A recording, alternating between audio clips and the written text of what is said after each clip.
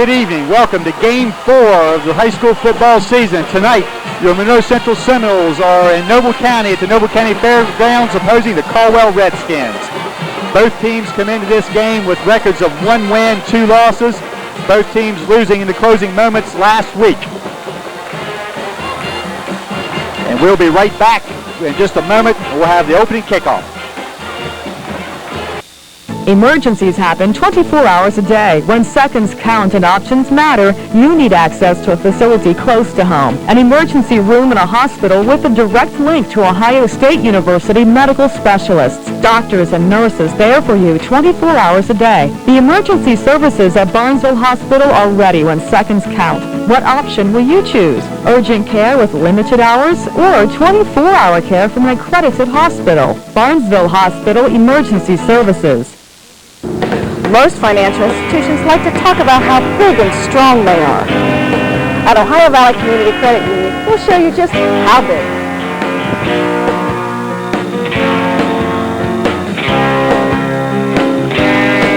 Ohio Valley Community Credit Union. We're as big and strong as all of our member groups. Everyone in Belmont County and everyone in Monroe County. Ohio Valley Community Credit Union. Students are able to get a very good education, gain some valuable experiences, and they don't have to leave or go far away to do it. Whatever I wanted to do, I could go down to Athens and everything would transfer down. So not only is it close to home, it's a decent price. Small classrooms and a friendly atmosphere. It just makes for a great place to start or even go all the way with the whole degree. Ohio University Eastern. It's a new day. Welcome back to the Noble County Fairgrounds. Seminoles and Caldwell Redskins about to get underway. I think I have my first question for Coach Costello in next week's Coach's Corner. The Seminoles won the toss and elected to defer to the second half, which is a little bit unusual. So Chris Leisure prepares to kick off. Now we are here in Caldwell. Jeff Stevens, Dale Eddy, Joe Eddy with you tonight. We've talked about that before today. It seems like a lot of times most teams defer and we usually receive. So it seems like we're always receiving quite unusual. But not tonight. Not tonight. And maybe it'll change the strategy by Coach wanting to get the defense on the field first. The defense that has been really solid all year. And maybe, that's a good point. He may be wanting to do that, get the kids acclimated to the game and let the defense kind of set the tone for the game and then bring the offense in. The offense last week, we will have to say, did a lot of things right. So we're hoping to just build on that tonight and come out of here with a good game, hopefully a W. Number 85, Chris Leisure's kick. It's high. It's nice down kick. Inside the 5 to about the 4-yard line. He's got a little room there. Number 44 got a shoestring. That'd be Kyle Rader. And he had some help from others there, but not a bad return, but about decent field position for both the offense and defense here. The ball just across the 30-yard line. The Caldwell's quarterback is a junior, number 7, Logan Clark. Main running back will wear number 12. He is a senior, Zeb Hallowell.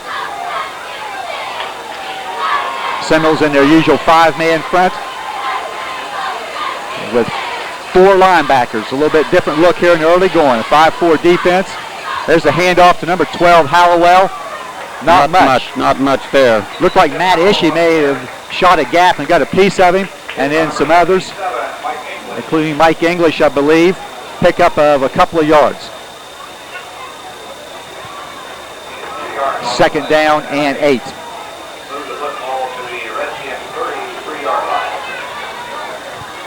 I think that part of the strategy might be to play up a little bit tight and try to force Caldwell to throw the ball a little bit more. There, Caldwell's going to be a run first, pass second type team.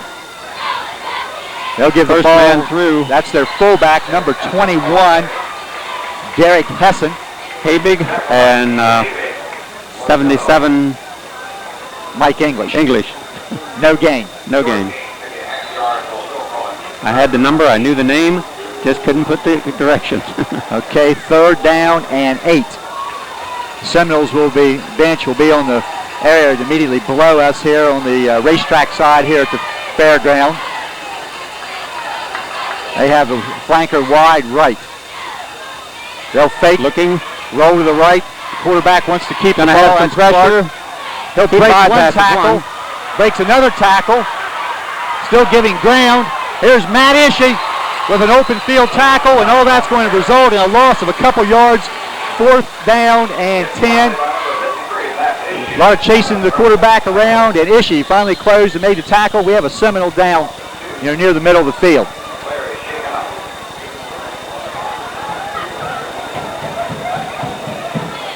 Can't see a number there. 24. It's Torrey Prickett.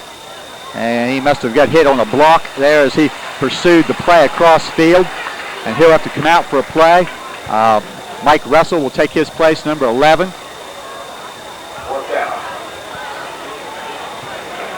And Mike Russell, just a freshman? He is just a freshman. And deep will be Jordan Wells, Nick Billman. Looks like the kicker is number 7, the quarterback, Clark. He gets the ball away. It's high and not real deep. The ball's going to hit near the 40, take a good Caldwell bounce and roll dead at about the 34-yard line, and that's where Monroe Central will take over. I heard the PA announcement here before the game. Dale, also, the drawing was just held for the raffle tickets for the Ohio State-Iowa game next Saturday, and Rick Russell, Monroe Central fan and brother of the just mentioned Mike Russell, is the winner of that ticket. And we have some rain beginning to fall here in Caldwell. I thought I felt a sprinkle, but kind of blowing in because we're under a roof here. The one place that we videoed where we are inside, or under a roof anyway. Hughes will give the ball to Ring. Nothing there, maybe a loss. Hit quickly off the left side. I was down on the field prior to the game, and it's really not real good as far as the grass down there. It is very dry and very hard. And we can see that tackle when Ishii tackled down here on the 30. Dust from the ground, it's going everywhere. So we need rain badly. As we said a couple weeks ago up at Buckeye Trail, wide at this moment. Oh my! You can see the rain on the screen there now. I didn't realize it was so hard.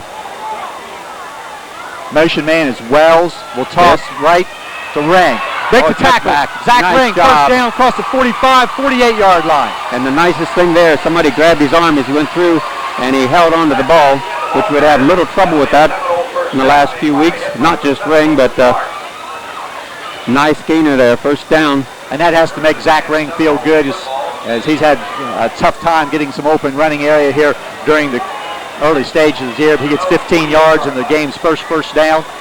Monroe Central now on their own 48-yard line. Straight off. This is Prickett. His running room across the 50, across the 45 to about the 44-yard line.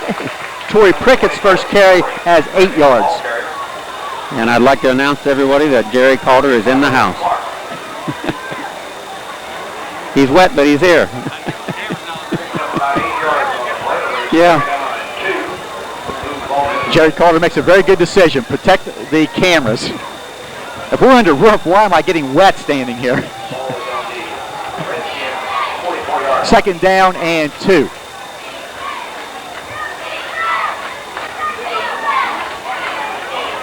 Kyle Rader gets his first carry. He's going to get first down yardage near the 41-yard line. Pickup of some 3 yards. And that should be and is Monroe Central's second first down of the game. Both these teams have struggled somewhat offensively this year.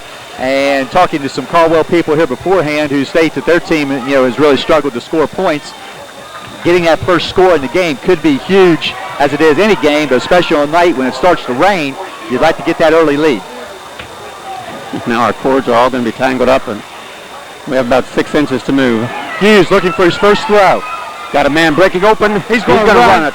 Running room outside. Hughes picks up the block. He's going to be across the 30. Dexter Hughes may have another first down. Billman was deep, but was not open. Hughes goes outside. He's going to get down to about the 29-yard line. A scramble of some 12 yards. Monroe Central's third first down in this opening possession. And when I was down on the field beforehand, I could feel a difference in the air. It definitely started to cool down a little bit. So, hopefully this will be a brief shower, and then the heavier stuff can come in at about 10 o'clock. Later on, yes. Second man through. That is too much there. That'd been Zach Ring once again. He may get a yard close to the 28-yard line.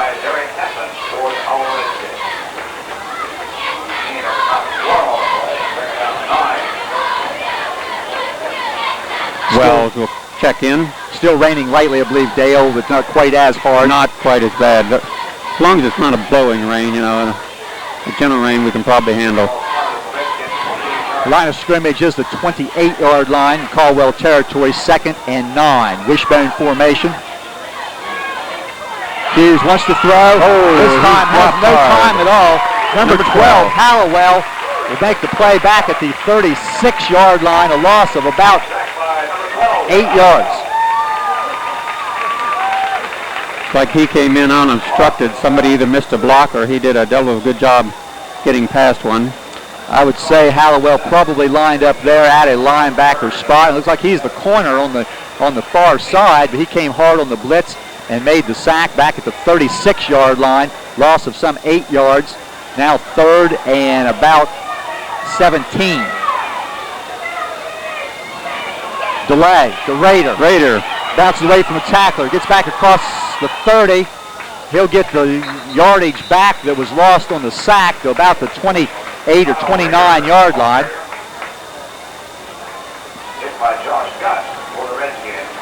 Well, you pick up about half the yardage there. Now you can go for it on 4th down and about 10 from your own 30-yard line. And I think I just saw lightning, Dale, and that probably means we're going to get a stoppage and play.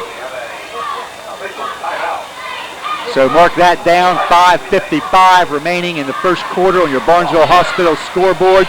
We are scoreless as the officials are going to send both teams off the field.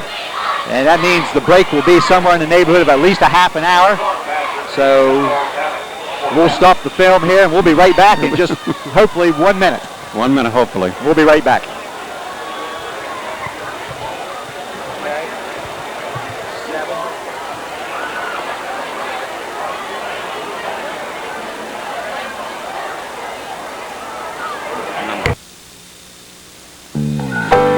A good football team works together, helping each other to do their best.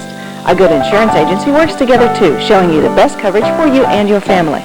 FW Shoemaker Insurance Agency represents several companies, so you benefit from personally designed coverage for your home, autos, or business. Talk to one of their agents about all your insurance needs, including life insurance and annuities. As they continue to look out for your future, FW Shoemaker Agency is celebrating over 100 years of service. The Seminoles and FW Shoemaker Agency, 2 winning traditions.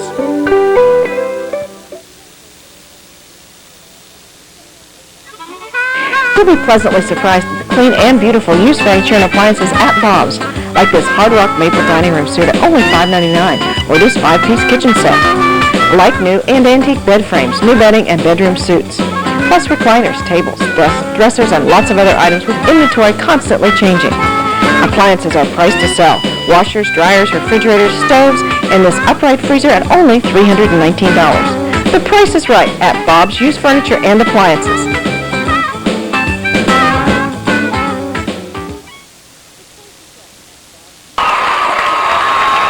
And now back up to that stoppage of play, which is going to be just about 1 minute short of an hour and 30 minutes. Seminoles 4th and 10 from the Caldwell 30-yard line. Hughes in the shotgun. Motion with Prickett coming to the right. 3 receivers outside. Hughes with some pressure. Tries to throw deep. He's got a man. Incomplete in the end zone. Intended for Zach Ring. The ball is incomplete, and Caldwell will take over on downs now at their own 30-yard line.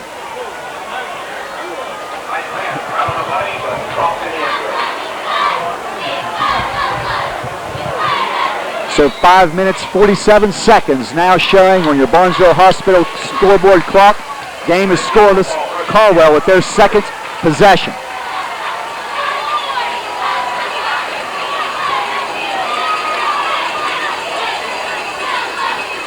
They'll give the ball through. to the Big tailback. hit.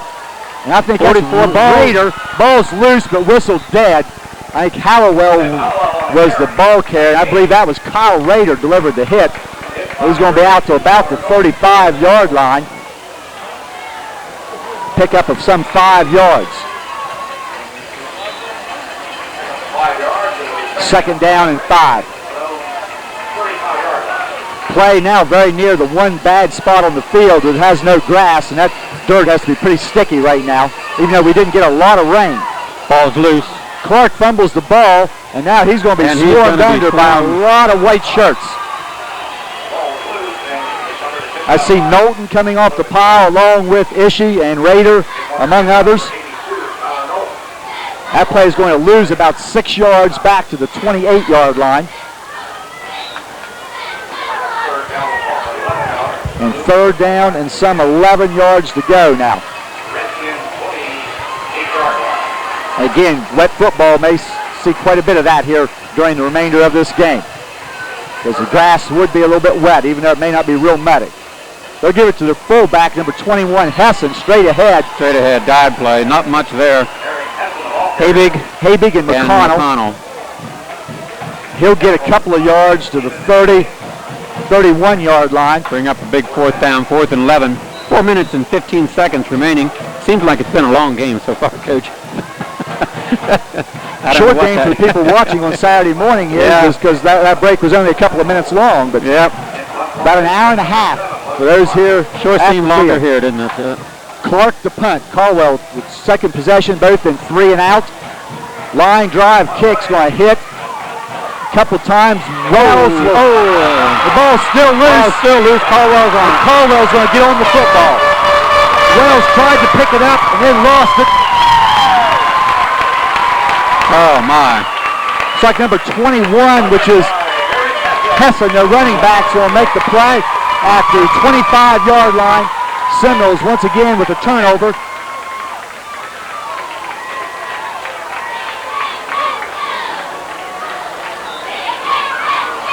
And the turnover problems that have been evident during the first 3 weeks crop up again here in the first quarter. 3:47 remaining. Caldwell, excellent field position now at Monroe Central's 25-yard line. Clark wants to throw. Getting some pressure.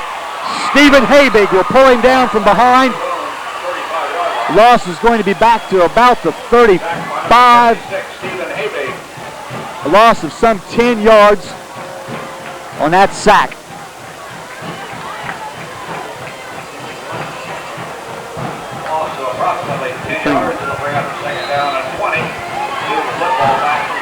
So big defensive play on first down. Now you're forcing Caldwell to do something that I'm not sure that they're real comfortable in, and that is throw the football. 2nd and 20. They'll fake to the running back, try to short out now to the fullback, Hessen, and he'll be brought down in the open field by Prickett. Torrey told us Thursday night that was the toughest thing for him to cover, was that back out in the flat. Yeah. He did a good job there. Pickup is about 6 yards. And as always, Coach, we run into our famous poles here when we come to this end of the field. Third Either down, end of the field. 3rd and 14, very near that pole. Again, Caldwell probably will have 2 opportunities, but they're going to spend a timeout on this 3rd and 14. 2 minutes, 30 seconds remaining in period number 1 on your Barnesville Hospital scoreboard. We are scoreless.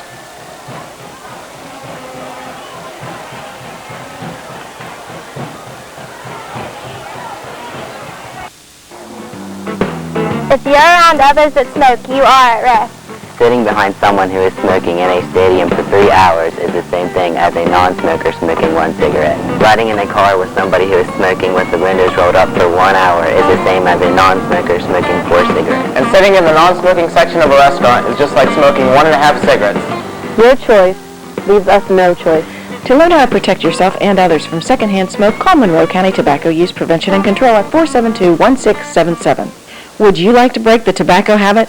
We can help. Call Tammy at the Monroe County Health Department, 472-1677, extension 204.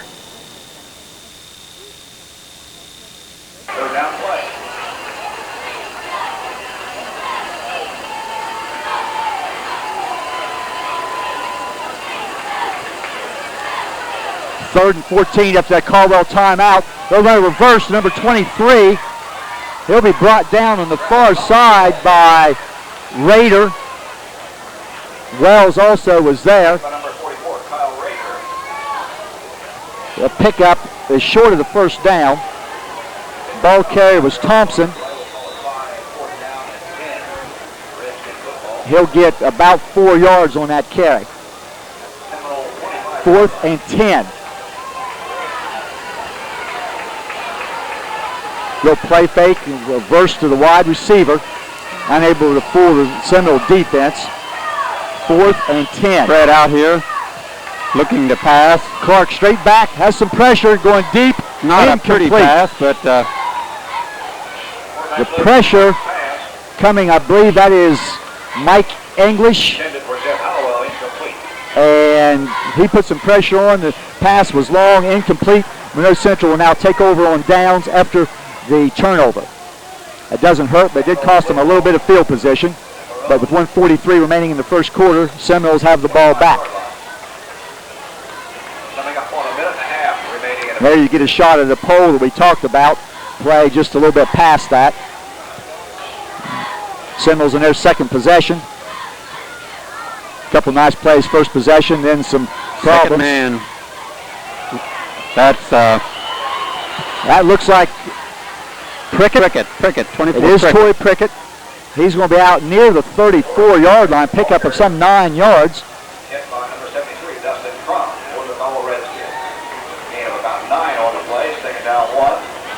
Second down, that's real nice gain on first down. You love those second down and 1 situations. Prickett started the sideline, now returns to the huddle.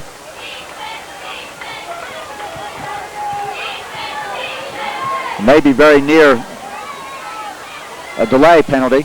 Just getting the play off. Raider trying to bounce the outside. Not able to get much yardage. He's going to lose a yard.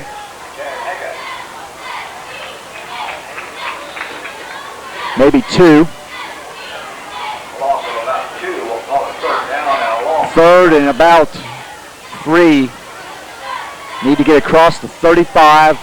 Ball just shy of the 33. Coming what could up be the final play of the quarter. Yes. Hughes wants to throw. Quick out. Almost intercepted. Trying to get Billman.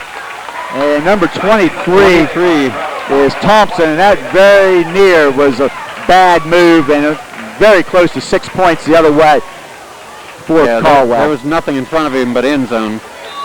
Coverage was pretty tight. I'm sure the coaches will see that. And next time they get in that situation, a pump fake and a deep pattern may be in order. But maybe a fortunate break for the Seminoles that pass was incomplete. 4th and 3. Stephen Habig, the punt. Gets it away. It's a line drive kick. Will hit, and they'll let it go. This is going to get a nice roll. Down inside the 20. That's going to be down to about the 18-yard line. That's going to be about a 45, very close to a 50-yard punt by Stephen Habig. Seminoles put some pretty good numbers up last week. Stephen did a nice job kicking the football at his best week thus far down at River a week ago. And his first kick tonight with the help of a roll, very good. Puts Caldwell back now at their own 18-yard line. 18 seconds remaining in period number 1. Game still scoreless.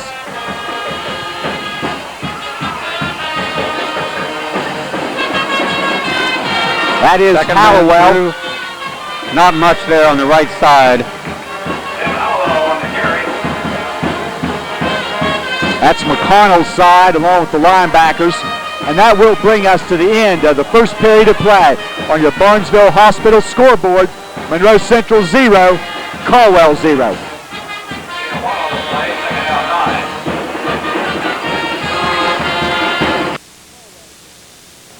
For over 100 years, Bauer Turner Furniture has been serving our community with quality furniture and bedding. After a big day, kick back and relax in a dual recliner sofa, or choose from living room suites featuring couches with comfy armchairs or matching recliners. Then pick the perfect coffee table and tables and lamp to suit your personality. Of course, they stock bedroom furniture to please the country, traditional, or contemporary decorator. Kitchen tables and chairs, hutches, entertainment centers, and more can be delivered to your home this week. So stop by Bauer Turner Furniture today.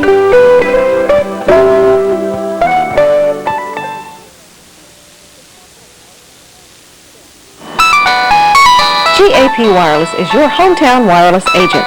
That's great news for you because now you don't have to drive 30 miles or more if you have a simple problem with your cell phone. Maybe your current plan just isn't right for you and the way you use your phone. Well, GAP Wireless is your one-stop shop for wireless. Stop in to customize your plan, pick up accessories, or check out the latest audio and video streaming camera phone with a radio. GAP Wireless is an Alltel authorized agent.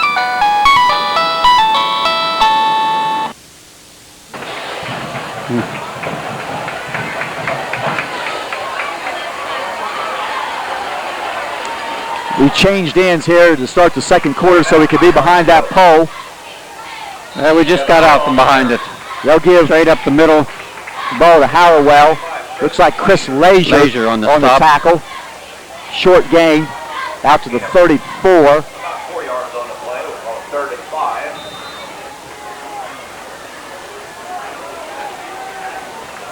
5. Third down and 5 now for the Caldwell Redskins here as we were just underway here in period number 2.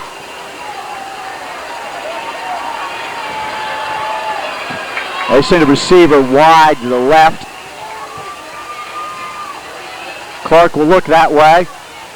Man's deep down the middle. Intercepted. Stays on his feet, caught from behind. That's Jordan Wells with the pick. Caldwell's first turnover. Ball intended for number 21 Hessen and number 21 Wells with the interception. Intercepted by Torrey Prickett for the Seminoles.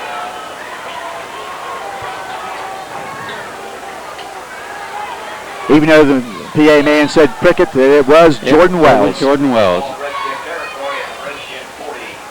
So good field position here for the Seminoles. Turnovers now even, one apiece. Ball at the Caldwell 47-yard line. Motion, that is ring. Hand off, second man, nothing going. Prickett. He'll be fortunate if they give him back to the line of scrimmage.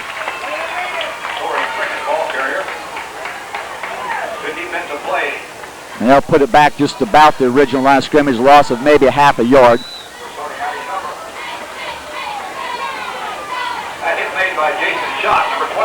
We'll still call it second down and about 10. But again, Seminoles unable to run the ball when they need to. And as the field may be a little sticky and a little wet, you'd like to be able to run the ball. Hughes wants to throw.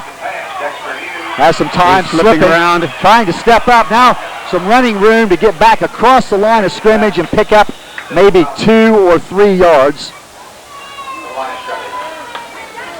And that's going to be third down and about 8. I think on that play, Dale, they tried the pump fake there to Billman and tried to send him long, but not able to shake free of his defensive man. And Dexter able to step up and turn a possible sack into a gain of a couple of yards. Third down and 8 now at the 46-yard line. Hughes again wants to throw. Some pressure. A lot of pressure. Going down. And that may be the second time tonight the number 23, which is Travis Thompson, has been through for the sack. That loss is going to be about 11 yards.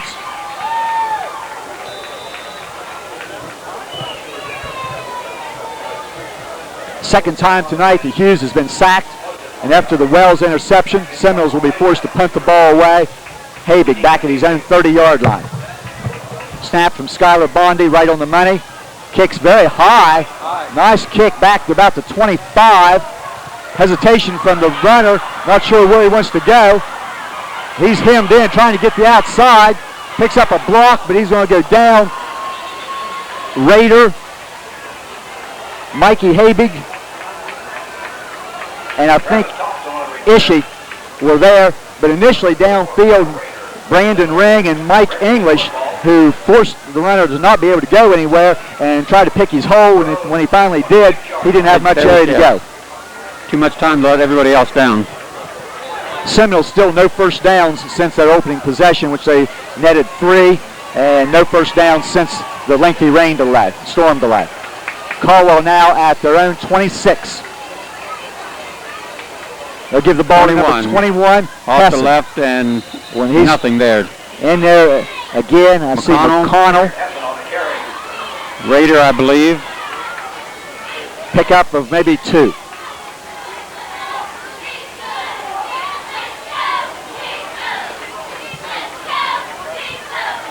Second down and about 8. Second down, 8, Redskins. That last tackle was made by Eddie McConnell. Caldwell with 3 backs in the backfield. They'll give the ball up the middle again to number 12, Hallowell. McConnell along with Ishii. Raider also in there, I believe. Ball spotted just short of the 30. Pick up of a couple more, 3rd and about 6. Once again, Seminoles doing a pretty nice job right in the middle of the interior line. Their front 5 and the linebackers, their front 7, doing a pretty nice job. Extra defensive back in the game now is Justin Hogue, number 10. See him there at the bottom of your screen. Option play. Clark gets outside, breaks a couple tackles, and he may have the first down. Looked like he was clearly caught behind the line. And that would be Caldwell's first down. First down. Number 76, Stephen Habig. And that is the Redskin first and 10. And I lost the yardage there, Dale. That's pickup of about maybe close to 10 yards.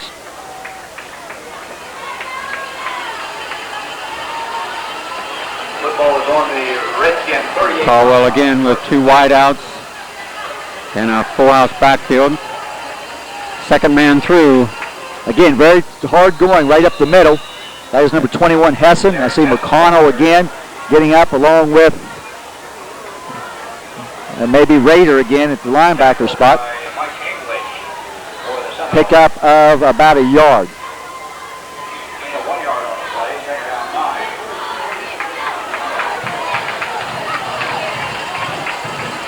That run on the option by Clark for the first down was the longest play from scrimmage for Caldwell thus far. They'll give it to number 21 again. That's Hessen. They're right in the middle. He meets a lot of resistance. They're persistent with that. Ishii, Leisure, Habig. All in on that play. He'll get another yard or 2 to the 40 to 41-yard line. 3rd and about 7.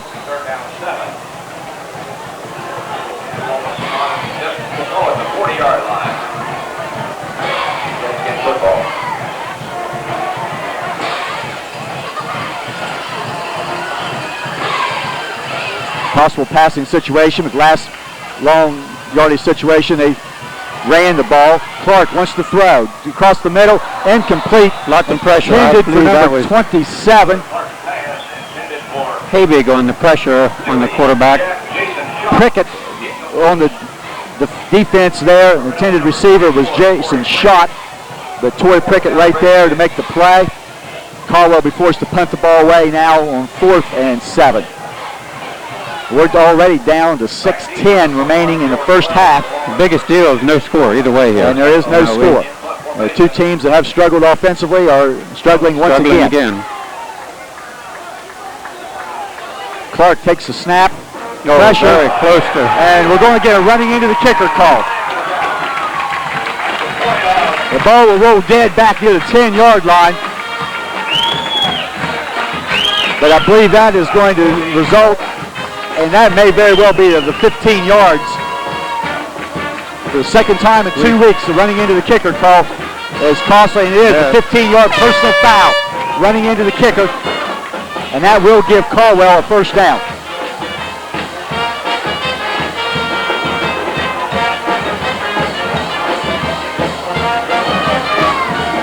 Very unfortunate. You know, you want your kids to come aggressively after the kicker, but there's the young men come in. They've got to take a better angle than that. And you're just getting a position where they run into the kicker. And this is going to move the ball into Monroe Central territory down to about the 45-yard line. Caldwell's second first down. And they will be 1st and 10 now at the Monroe Central. It's the Monroe Central 45-yard line. Biggest deal, new set of downs, 5:58 left in the half. And I think the Seminoles have made a defensive line substitution on that punt return, and I believe the substitute is who committed the infraction. They'll give the ball to an up First back. man through, and he's Number 85, good bit of Michael room. Jeffrey.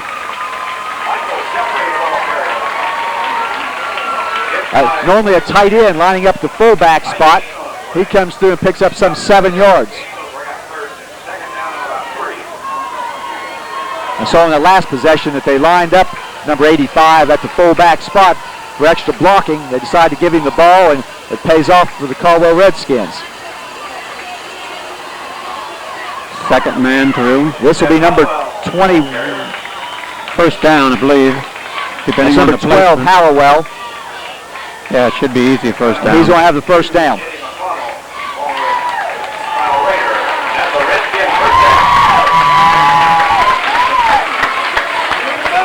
Caldwell, of course, they had the ball at the 25-yard line late first quarter after the Seminole turnover on the punt. They've now put a couple plays together, a couple of first downs, aided by the 15-yard roughing the kicker penalty. They'll give the ball to number 21. He's popped from behind, but Rader shot through and hit him initially in the backfield, but the runner able to surge forward down near the 30-yard line. He's going to pick up nearly 4 yards. See where they place him. Now they'll put him just short of the 30, more like the 31-yard line. 3-yard pickup. Meanwhile, clock becoming a bit of a factor here. Less than 4:35 left in the first quarter. They'll give the ball once again to the up back. I think that's 85, Jeffrey. And a whole lot of white shirts. Whole lot of Knowlton and McConnell getting up there. Cole Lewis getting a piece of that along with Mike English. They'll put the ball down to about the 29-yard line. Third down.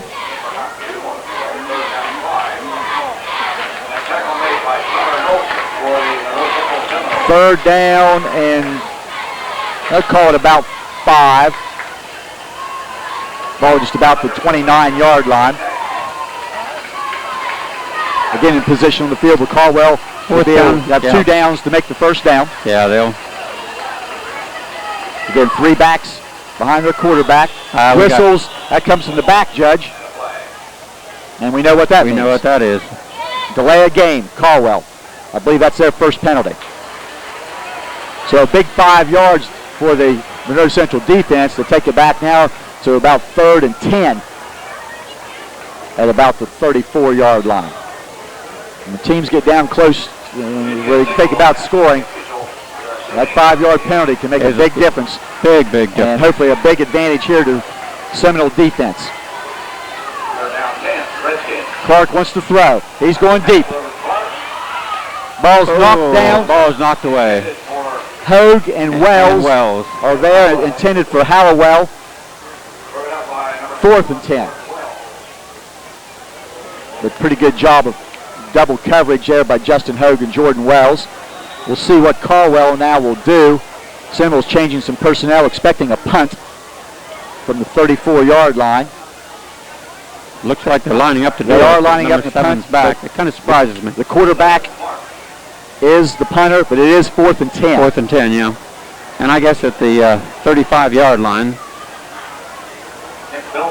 Angling this one. Gets it away. The ball's going to hit and bounce and make it into the end zone. So that'll bring the ball out to the 20-yard line, where Monroe Central will have 3:31 remaining before halftime on your Barnesville Hospital scoreboard. Game still scoreless.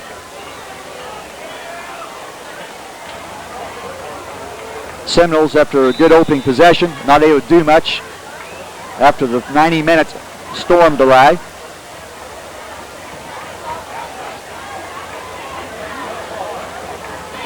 We've got 3 minutes and 31 seconds to put some offense together here. We need to do something going into the halftime. Yeah, quick check, just about 35 yards of total offense thus far.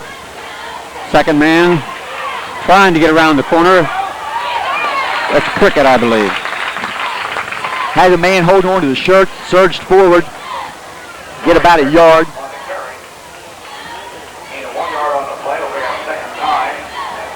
Looked like it had possibility. Deteriorated quickly. I believe the Seminoles have all 3 timeouts remaining. If they're able to put a couple plays together and start moving it downfield. Second down, 9 yards to go for the first down. Sure is a beautiful evening after the rain. Looks so crisp out there. And temperature maybe cooled down, maybe a little bit more comfortable, and the young men out there playing. Hughes on a fake. Still has the ball. Tries to get it downfield. And what's the call? No good. Incomplete. Ring was there, and the intended receiver, a couple of Caldwell players, and hesitation. A pretty good play fake there by Hughes, but just still not able to get outside and find anyone open. 3rd and 9. Again, Billman and Prickett, I believe, in. Coming out would be Knowlton and Leisure. This would indicate probably 4 wide on the package here. Yep, Seminoles going 3 wide receivers right. 1 here to the left. Caldwell a little late adjusting.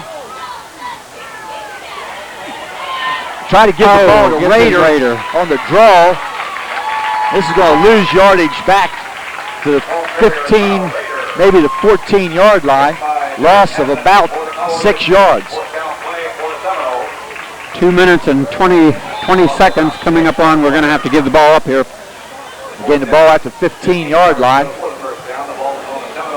We have a single receiver standing back about the 45, number 7, the quarterback. This may indicate that Caldwell is going to try to put some pressure on and go for the block. The official back at the Seminole huddle blows the whistle, stop play for a moment.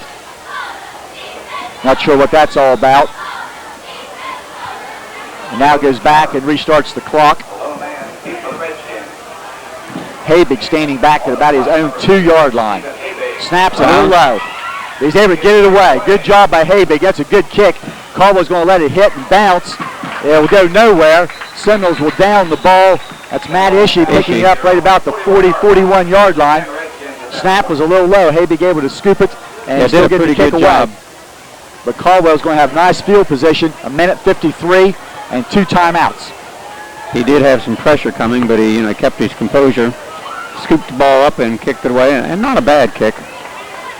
And not considering the pressure after the low snap. Not considering the pressure, exactly. So now the defense, once again, will need to make the plays.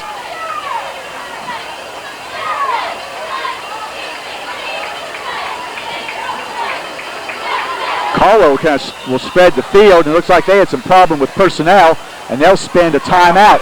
And their quarterback, Clark, was put over as a wide receiver, so I'm not sure, but obviously the personnel was not what they wanted. 1:53 before halftime on your Barnesville scoreboard, Barnesville Hospital scoreboard, scoreless.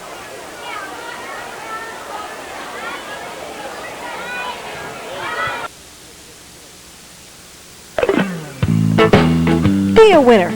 Catch a great deal on a new or pre-owned car or truck at Knowlton Ford.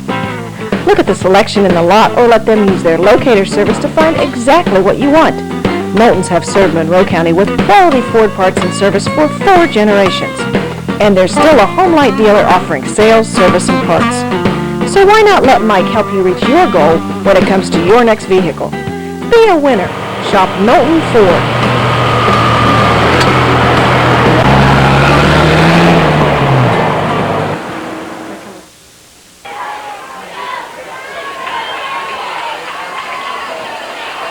Caldwell now is going to go for some type of trick play again as their quarterback Clark is split wide to the right here.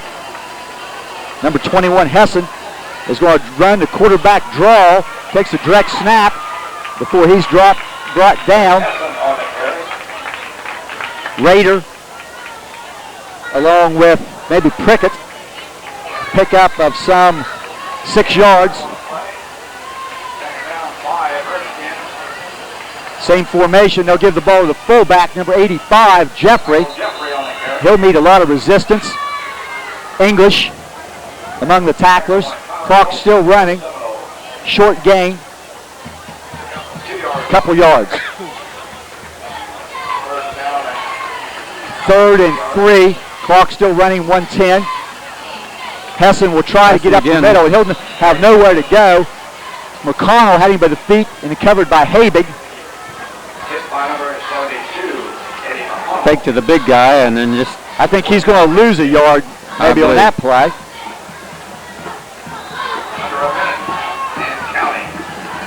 Well, with 40-some seconds, we're going to be 4th down here. And 4th down and a good 3. Caldwell now is going to let the clock run out, and considering the position on the field, Coach Acosta is going to be quite satisfied to also let that clock run down, and we'll go to halftime, probably scoreless. Caldwell is going to spend their final timeout at 33.5 seconds on your Barnesville Hospital scoreboard. We are still scoreless.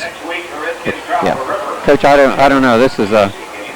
I guess they want one play, one trip to the end zone here.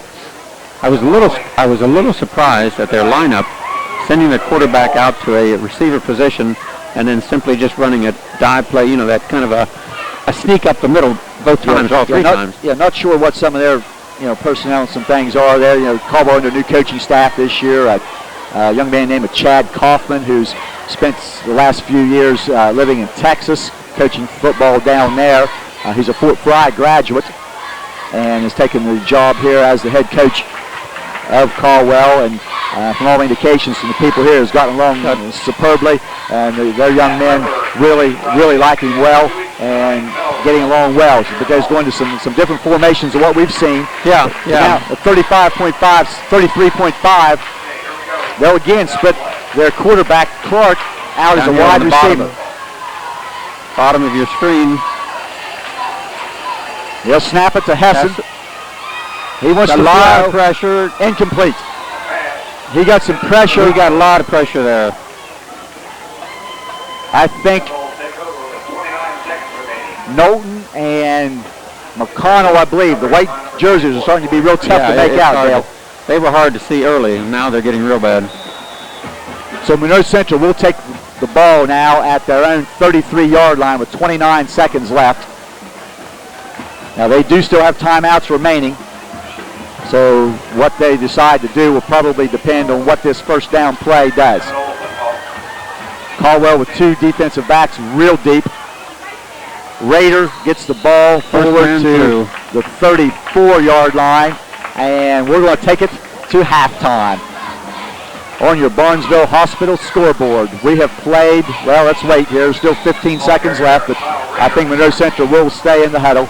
On your Barnesville Hospital scoreboard, Monroe Central 0, Caldwell 0. When we come back, our halftime performance. We're guessing that the team's bands will go to the field. That halftime performance will be brought to you by McDonald's of Woodsfield. We are scoreless.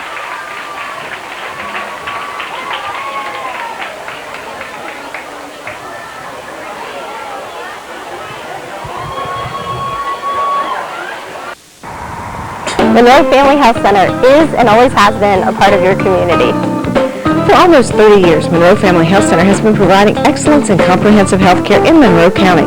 We invite you to visit us and take advantage of our lab, x-ray, immunization, medication assistance, and other services available in Woodsfield. All insurances, including Medicaid, are accepted with a sliding fee scale based on income and family size. 4 doctors and a nurse practitioner are ready to serve you and your family. The Citizens National Bank of Woodsfield, home-owned and independently operated since 1933. Your community bank. Our officers, directors, and staff are dedicated to customer and community service. We reinvest your deposit dollars locally. So remember, banking with us is not only good for you, but it's good for your community. Citizens National Bank of Woodsfield. Member FDIC Equal Housing Lender.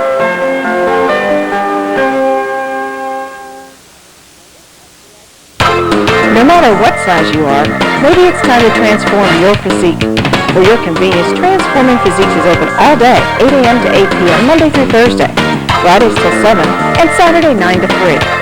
Take advantage of free weights and heavy-duty workout equipment. For expert advice, call trainer Jay Abel to schedule one-on-one fitness training. Aerobic classes will be starting in September. Adult, student, and family memberships are available at Transforming Physiques Fitness Center and Tanning Salon.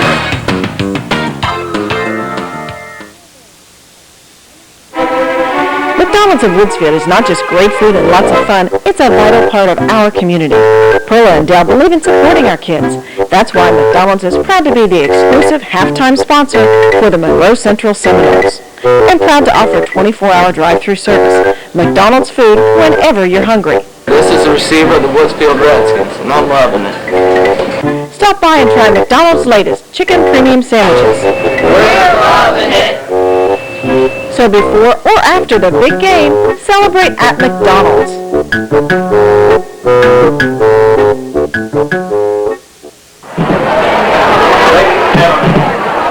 Please give a warm welcome to Monroe Central Marching Hall.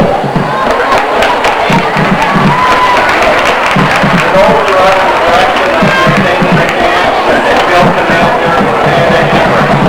The Noles are showing like the popular TV show Academy. The Noles next one will song.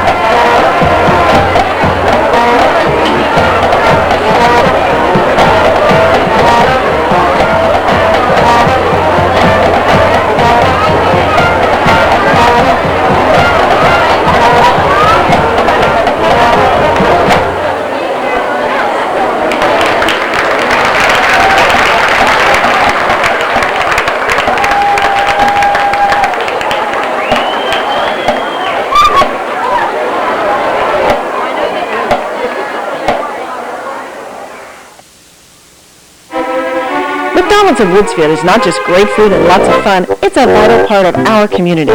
Perla and Dell believe in supporting our kids. That's why McDonald's is proud to be the exclusive halftime sponsor for the Monroe Central Seminoles. And proud to offer 24-hour drive-through service. McDonald's food whenever you're hungry. This is the receiver of the Woodsfield Redskins, and I'm loving it. Stop by and try McDonald's latest chicken premium sandwiches. We're loving it. So before or after the big game, celebrate at McDonald's.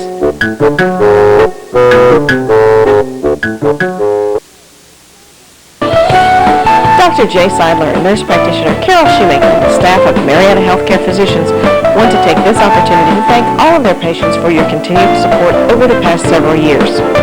Dr. Seidler and Carol are thrilled to come home and serve your healthcare needs. We're here for you Monday through Friday and accessible by phone at other times. So if you're already a patient, thank you. If not, call to make arrangements for transferring your medical records to Marietta Healthcare Physicians.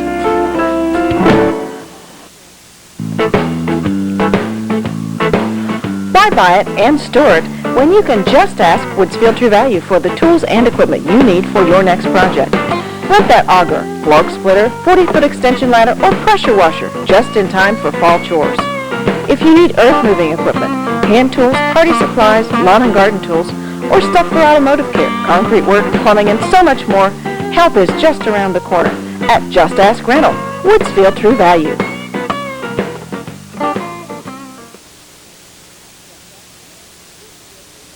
When we first opened our doors in 1929, Marietta Memorial Hospital marked the beginning of a commitment to healthcare in our community. From the start, the vision of compassionate care has been the standard for all that we do. Through the years, Marietta Memorial has been a leader in our community with advancements in both patient care and technology.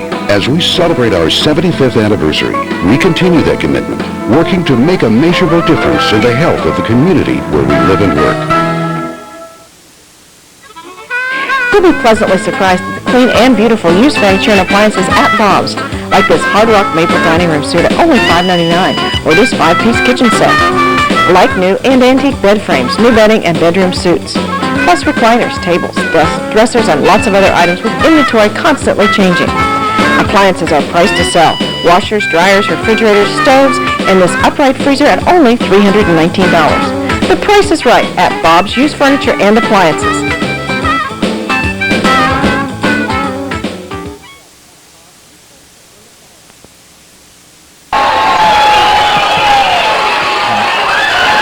The third quarter about to get underway. Seminoles will receive the kickoff after they deferred the opening flip of the coin to the third quarter. First half, Monroe Central just 32 yards of offense in 19 plays. Caldwell just 48 yards and 28 plays. Guess we're in trouble, Dale, when the most exciting part of the first half was the hour and a half weather delay. And that's stretching it just a little bit. But it's just been uneventful. You know, you're talking about the time of possession and the number of plays, but, you know, we did a couple of real bonehead things, you know, with, and I hate to say that, but, you know, roughing the kicker for the second week and fumbling the kick, punt return. You know, we need to get those kind of things taken care of. You know, we had a 4th and 10 when we went away for the Lightning and came back, you know, and didn't convert that, which, you know, that's not a gimme, but we just need to be able to put some offensive things together and stop the mistakes. You know, we haven't had the penalties tonight. Well, just the one. Yeah, that's a biggie. Well, You know, since the weather delay, I believe Caldwell has run 25 plays and the Seminoles have run 11. So that shows you how much Caldwell has dominated the time of possession, aided by the one turnover and by the roughing penalty.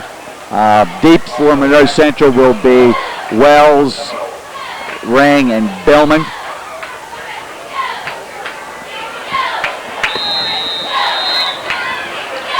Their kicker is number 21, Hessen. That's a high kick. It's short. It'll be taken on the run. That is Ring. Ring's got some room. Ring 50, 40, Foot race. 30, 20, Got a block. 10, 5, Zach There you Ring. go. Touchdown, Seminoles. There's the start of this third quarter. That's going to be somewhere in the neighborhood of 75 yards And what a confidence builder for Zach Ring. And there's the Zach Ring we've been waiting to see all year. Yep. And he's getting a little bit of congratulations on the sideline. And great job. So just that quickly, 11:48 in this second half, and Noah's finally 6 points. Dale Kyle Singleton on out of the hold of Torrey Prickett. Kick is down and not that good, going well wide to the left. But on your Barnesville Hospital scoreboard, 11:48 remaining, third quarter. Seminoles on the board, 6-0.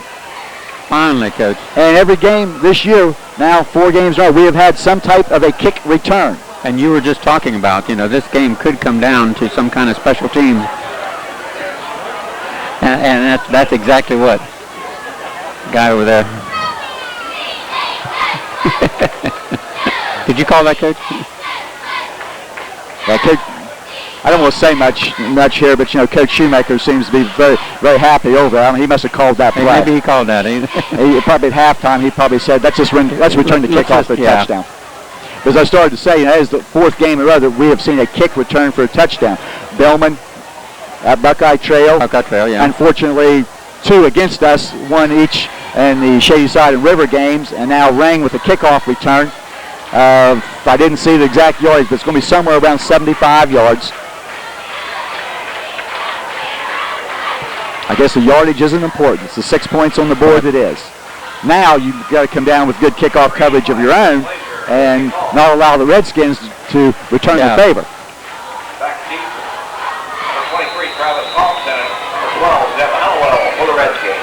And Chris Lazier, his kickoff to open the game, which was only about 2 hours and 45 minutes ago, went inside the 5. This is a line drive. It's going to hit and bounce and bounce. And bounce and bounce. That's a free ball. Caldwell player's going to pick it up back about the 6. That's Hallowell.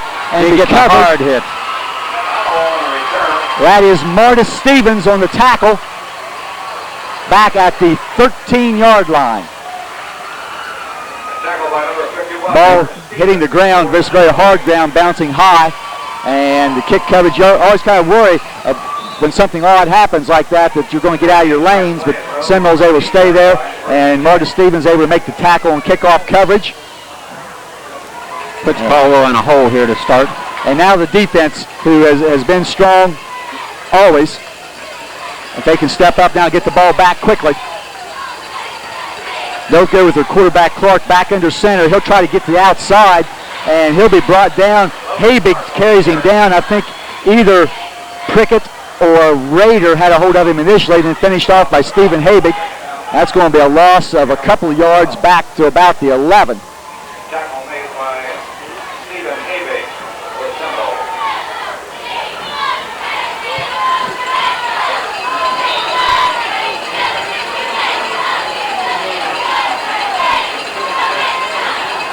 Ball is on the Redskin 11-yard line. Second down and about 12. Looking Clark still has it. He's going deep. Has his man. And this is a foot race that he's going to win. And that's going to be an 89-yard touchdown play. No flags to Thompson. I believe number 23. 23.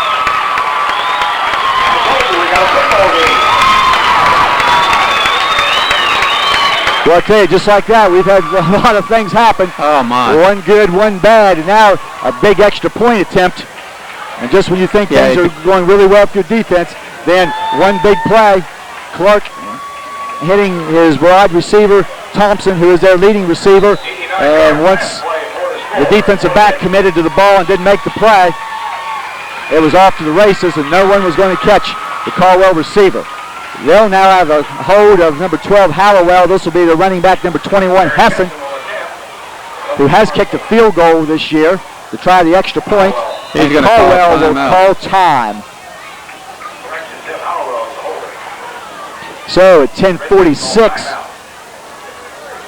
Caldwell will spend their first time out of the second half. Well, Coach, all the first half, we talked about how they just kept beating you up the middle, and you wondered how long until they were going to try a pass play. Not the prettiest pass play possibly, but we let a man get behind us, and it was off to the races. We couldn't even get anybody close to him. In the first half, Caldwell completed just one pass for 6 yards. They were 1 for 6, but they make that big play.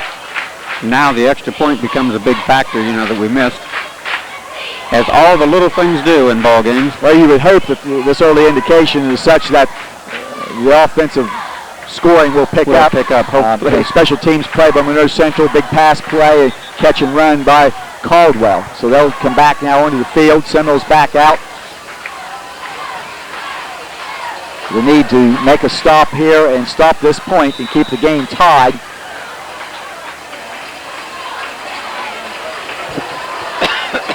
Again, their kicker's number 21, running back Hessen. Their other running back, 12, Hallowell, is the holder.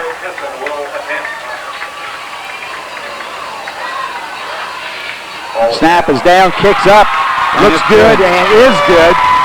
So in your Barnesville Hospital scoreboard, 10:46 remaining in the third quarter, Caldwell has taken a lead of 7-6.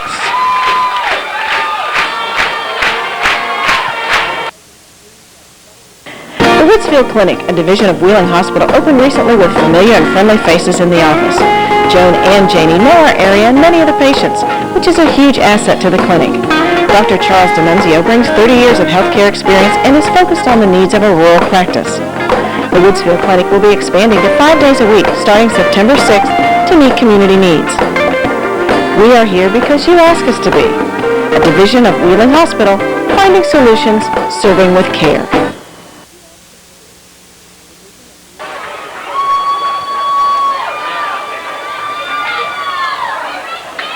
Kicking off for the Redskins, number 21, Derek Hessen. Caldwell to kick off. Hessen. Caldwell leading 7-6. We'll see if they try the ball to the other side of the field now after the ring returned last time. Again, they're on the right hash. It's a high kick, taking about the 15-yard line. That'll be Wells. Wells. Up the middle. Only to about the 27-yard line. And that's where Monroe Central will take over on their first offensive snap of the third quarter, trailing by 1, 7-6.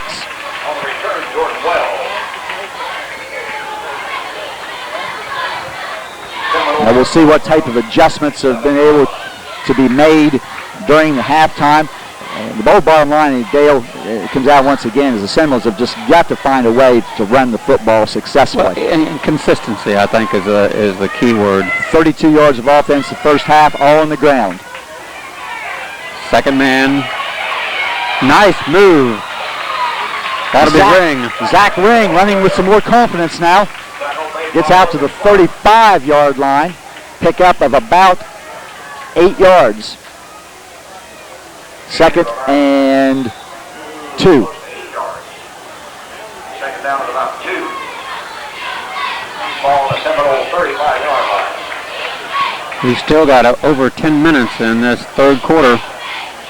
Well, we talked about the lot of activity. Yeah, the only excitement of the first half was the delay, and we've had plenty of excitement here in less than 2 minutes of the third quarter. High backfield, second man. That should be good for a first down, and that is Prickett. Kyle Reader on the carry. Stopped by Tim Hallowell. That'll be a Seminole first down. They'll take the ball out to the 39-yard line, pickup of 4 yards by Prickett. Knows the football just shy of the 40.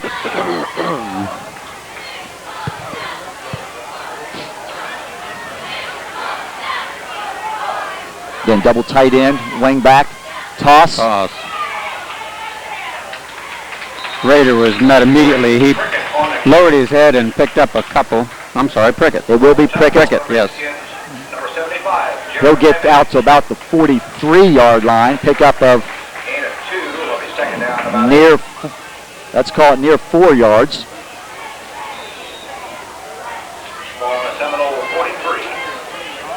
So second down now, and call it a long 6.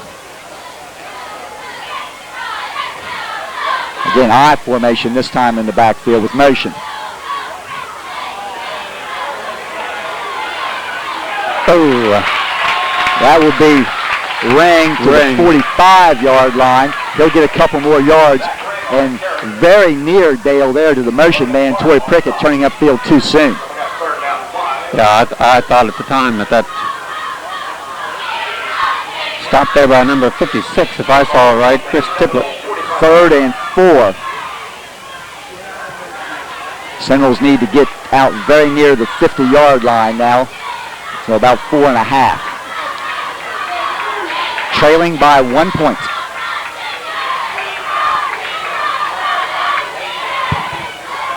Ring, the outside. He's got it and more. First down, the Ring. He'll get about 7,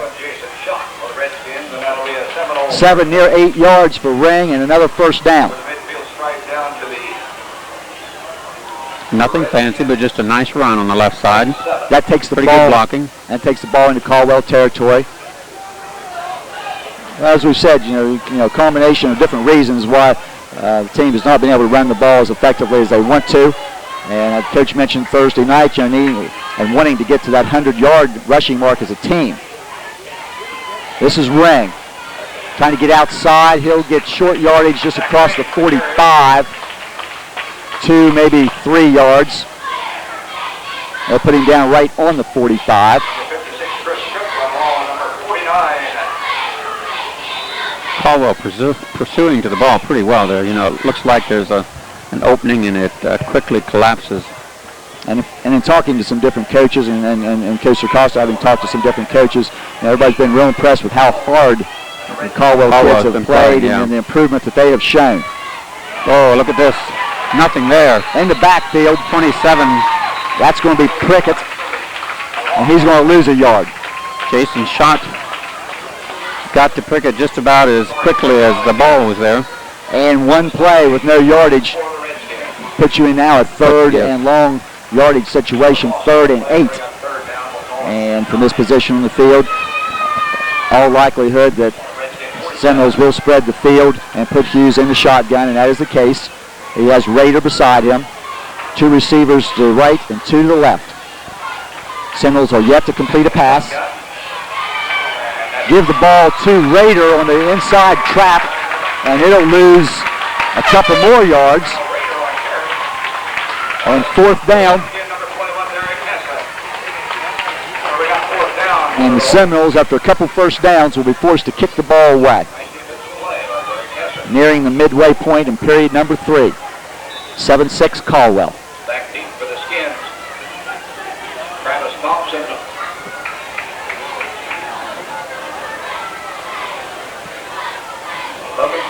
Snap is good. Habig's kick away. It's a decent kick back to about the 18-yard line. Number 7. Oh, he'll break a couple tackles. Still on his feet. And get across the 35-yard line before Mikey Habig will bring him down. But that was very near a disaster. Very near getting loose. As he was very close to bouncing out the outside and making some yardage. 6 foot, 150 pounds, only a junior. I didn't think he looked very big. I mean, he's a tall kid. And we have a stoppage of play as it looks like the officials are going to send a Caldwell player out, whether that is injury related or equipment related, we're not possibly sure. But they have a substitute in, and we'll be ready to go.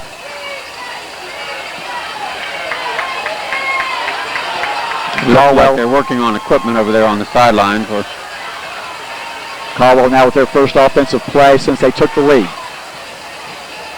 They'll give it to number 12, Hallowell. He'll break a couple of tackles and surge forward. Making just a little bit out of nothing. Knowlton and Ishii will make the tackle, but not before the runner, Hallowell, will gain to the 38-yard line. About 2.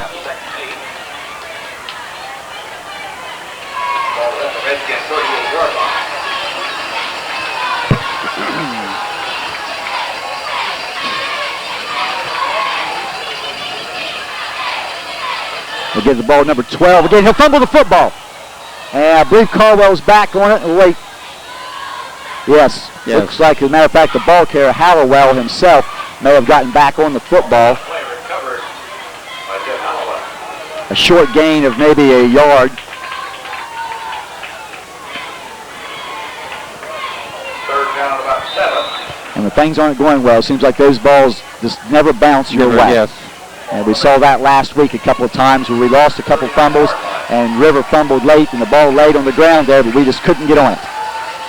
And that was the case there, just not able to get a white-shirted Seminole on the ball. Clark still has the ball, wanting to throw. He's going deep again. The ball is well underthrown. Quarterback looking, Clark's pass.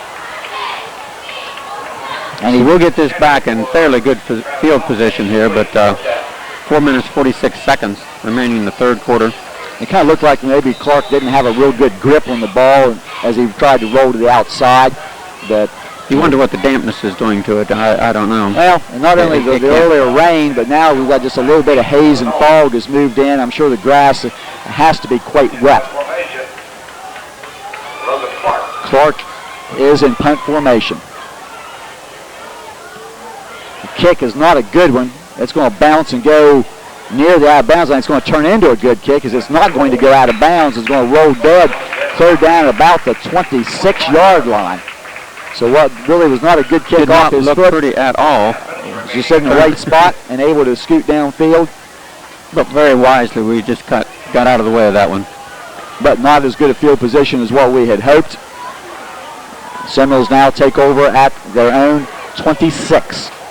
Barnesville Hospital scoreboard shows 4 minutes, 36 seconds remaining in the third period. And the big numbers up there, Caldwell up 7-6.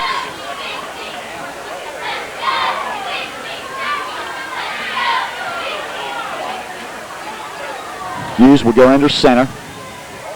High backfield. Second man. That was rammed. He hit very hard by number 21, Hessen. Right about the line of scrimmage and maybe a yard short of the line of scrimmage. Bellman and Torrey Prickett in. At this point in time, it really looks like Caldwell has no respect for a passing game either. You know, because they're putting a lot of people up there and just saying, you're not going to run the ball, and we don't think you can pass it. Here it is again. Hughes with the sidecar, and this time he's going to keep him, try to pass. Lots of time. Lots of time, lots of motion. Steps up, try to run. Oh, he's hit hard. Get back near the line of scrimmage, and he had a lot of red shirts closing on him in a hurry. 58 making the initial. But that's a situation there with lots of time to initially throw the ball, but just not able to find a receiver downfield. And trying to run, and really looked like for an instant he had some running room, but that closed very quickly. Now it's third down and about 10. Same formation. Back in spread formation again, the Seminoles. Snap a little bit low. Quick out. That's Rader. Oh, excuse me, that's Prickett. Prickett, yes. He's going to be marked down at about the 29-yard line. Pickup of about 3 yards. Big fourth down again. 4th and 7, 4th and 8. Habig once again. Caldwell will get this ball in pretty good field position depending on the kick, but Habig's kicks away. Number 7. Clark at about the 42. They'll try to give ground. And there you go.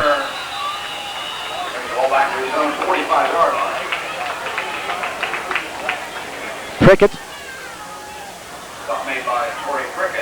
among the first tacklers down. But as you said, Caldwell will get good field position now at their own 46-yard line. 2:27 left third quarter. 7-6 Caldwell. I would assume when you have your quarterback returning punts, he must be your best athlete or one of. Dangerous situation. So first man through. Again, right in the middle. In that area, I see Habig and McConnell.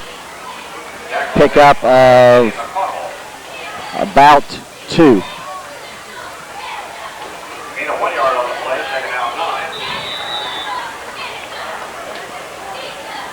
Both teams with 1 turnover. Seminoles with an interception. Redskins with a fumble recovery. Flag down. Pryor on the far sideline. And there was... I didn't see any motions as somebody lined up. This may... Well, let's wait. Dead ball foul. Yeah. Encroachment against Monroe Central. Someone of Caldwell coaches in the ear of the official on that far side, and that must have been the reason that Monroe Central with someone in the neutral zone. So now, second and long 4 here. Give him 5 yards for pick up that second down and about 4. Minute 40 remaining in the quarter. Ball at the 47-yard line. Clark wants to throw across the middle. Quick hit over the and middle. I believe that ball is complete.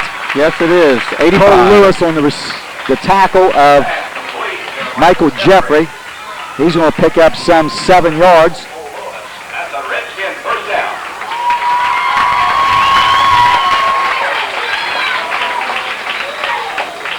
Very quick toss over the middle. Nicely thrown ball, nice reception. We've seen number 85 Jeffrey line up at fullback. That time he was back at his more familiar position of tight end.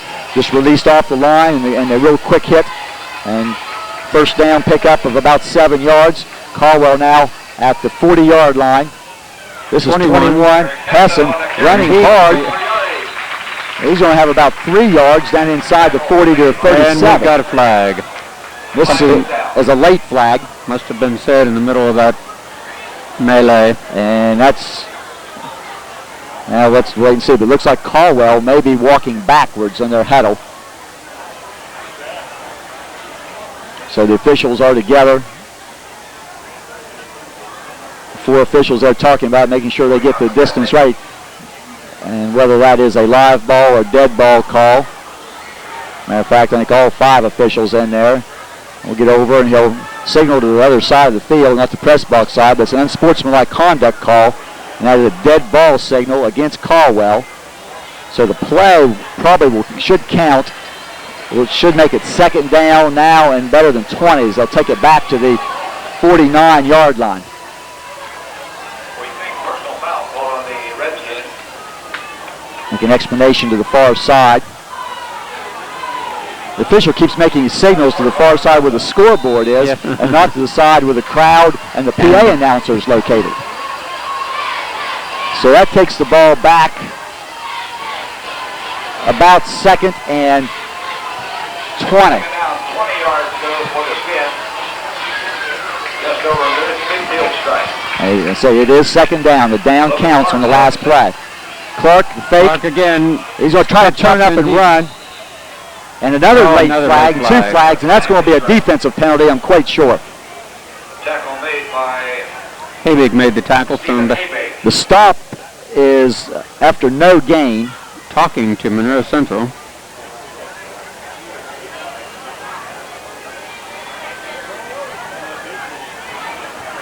Central defense now moving back. They're telling them what they were doing wrong, I guess. A dead ball foul, personal foul against Monroe Central. So that's going to take the ball down to about the 30, somewhere near the 35-yard line, 36-yard line.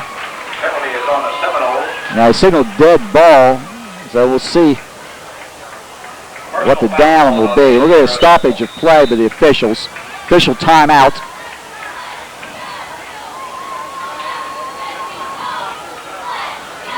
And they're going to bring the captains together here. And that's 2 plays in a row with some things that happened, 1 on each team. So I think they're going to call the captains together here and probably, say, hey, fellas, let's clean the things up. And that's fine to do, but I think it probably really should go to the head coaches on that and explain that to the coaches and let them do things. 3rd down now and about 5. Clock running inside 1 minute remaining 3rd quarter.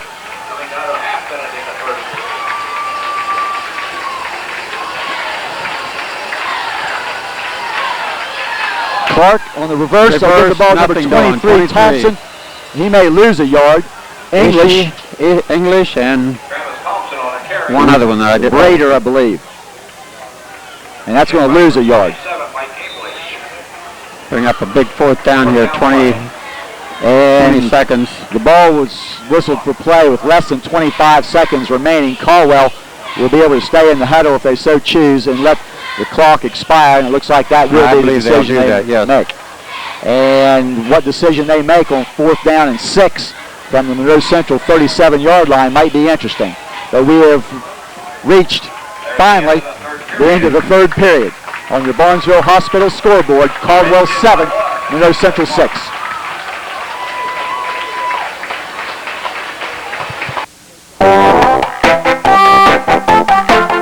What's that supposed to be? That's a car Stinky has in his son. That's not a car, that's a piece of junk. Oh, we know we're listening at ow! Oh, brother. I have a great idea. Go forward. Yeah! I'm not going to take them forward! I'm not buying till I check them forward! Since 1887, folks have trusted Woodsfield Savings Bank with their financial needs. So when you need someone to lead you with your financial decisions, come to the friendly folks at Woodsfield Savings Bank where customers count. Because of your busy schedule, we offer a drive-through and night deposit box, as well as convenient parking, direct deposit, and automatic payments. The folks at Woodsfield Savings Bank truly believe that making an investment in our kids brings the biggest return to our community. Go Monroe!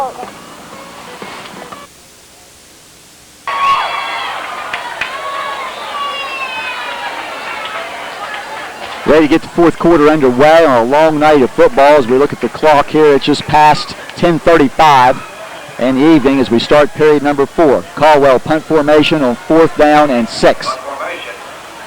And Clark will kick the ball away. It's high. It'll hit at the 5. Oh, wow. Take a Caldwell bounce and be down at the 3-yard line. My. And not much more you can say about that. Yes, exactly. You do everything right. The ball is shaped funny. It kind of does strange things at times. Sometimes it'll take that bounce down the field, and that time it hit Other and bounced. times, yep. Almost came dead backwards, left. yep. And they'll place it on the 4-yard line. And Caldwell was down covering that nicely. It was a nice high kick. And the ball hitting, down near the 5-yard line. Central defensive men do the right thing. Inside the 10, you normally do not field the ball. Exactly. Hoping it would go to the end zone. And look at this, we're behind the post again. So let's get a good play to get out of here.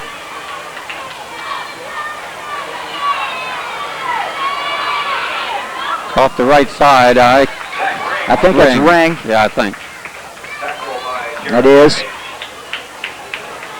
He'll be out across the 5 to about the 7. Nick Billman coming into the lineup.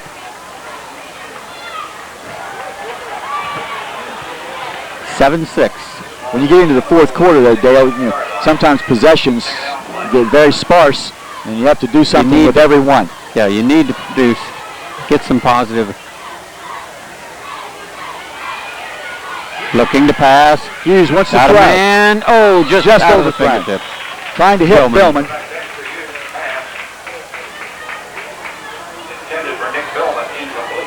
And that's will bring up 3rd down and about 8. Just with a couple of exceptions though this year, Dale, we've just not been able to connect on that deep ball. A couple times there last week. You couldn't ask for a nicer play than Billman, but couple shorter passes that went for big games because of the run. But But right now, just not able to hook up. Seminoles just 1 of 5 throwing the ball in this game for 3 yards. Toss. Trying to get outside. And there's nothing there. I believe he's lost Zach Ring. And that's Tory Prickett this time. Tory Prickett.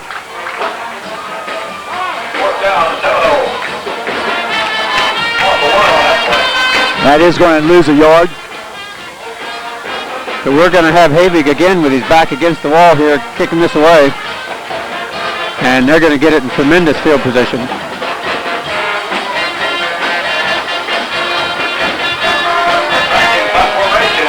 Havig standing about 7 yards deep. He gets no pressure. Kicks a line drive. It's going to hit. Be taken on the hop at the 35. Oh, my goodness. Kyle Rader with a possible touchdown-saving tackle at about the 15-yard line, where Caldwell is in excellent field position as they'll try to get another score in.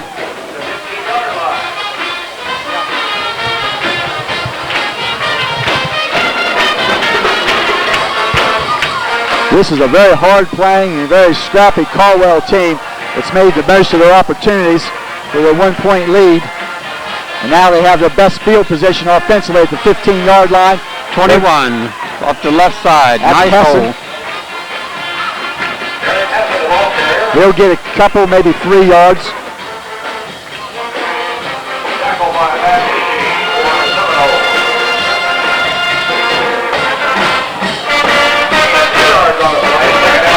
Ball at about the 12-yard line.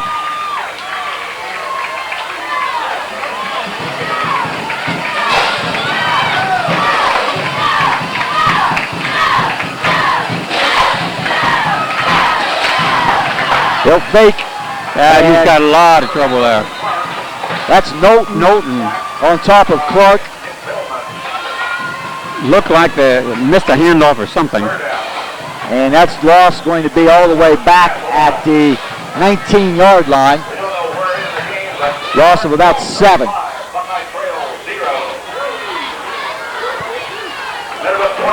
And that is 3rd down and about 15. Again, this position on the field, Caldwell, in all likelihood, 2 opportunities here to get to 15 yards. They'll send a receiver left and 2 to the right. Clarkson will look back to the left on the slant. Incomplete. Incomplete. Wells, I believe, defender. Number 12, Hollowell, was the intended receiver. Need to keep an eye on the clock. 8:52 left in the ball game. Seminoles on the short end of a 7-6 score.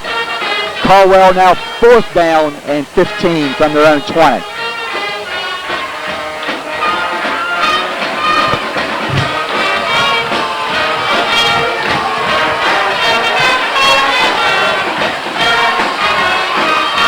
Some late movement there by Caldwell as they get a receiver to the left side. Looking that way on a fade to the end zone. Picked off. Tipped and picked off. This is Hoagie, Justin Hogue. He's going to go out of bounds. I didn't see who tipped that ball, but the ball was tipped. It's been Justin Hogue with the receiver. It was the interceptor. He's going to be out of bounds at about the 17-yard line. 8:43. Justin Hogue's 3rd interception of the year. With some help from a friend. Don't know who that was, but great job.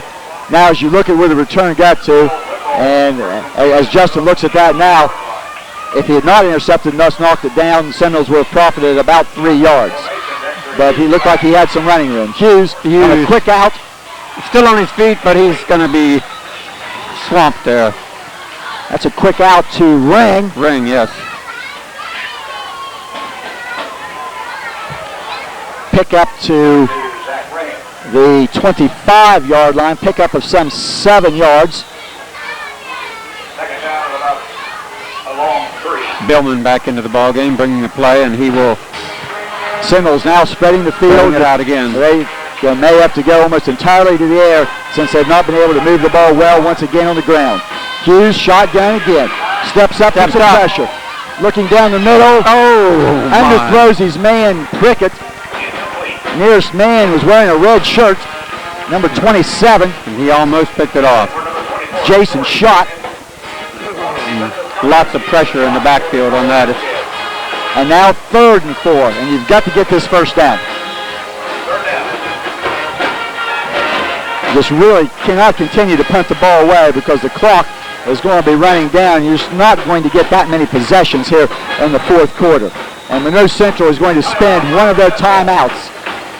8:19 remaining on your Barnesville Hospital scoreboard clock.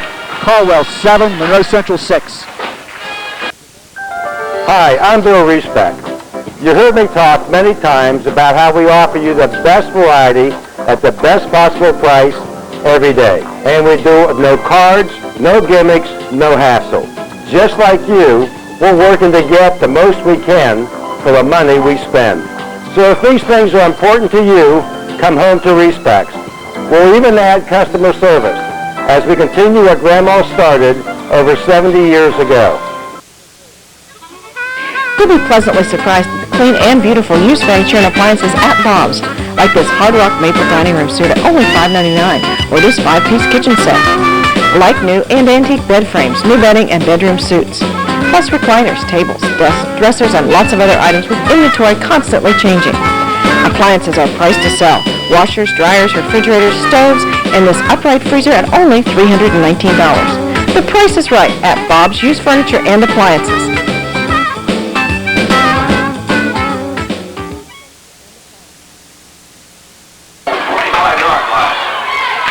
Seminoles facing a crucial 3rd down and about 4. Hughes under center. Fake busted play.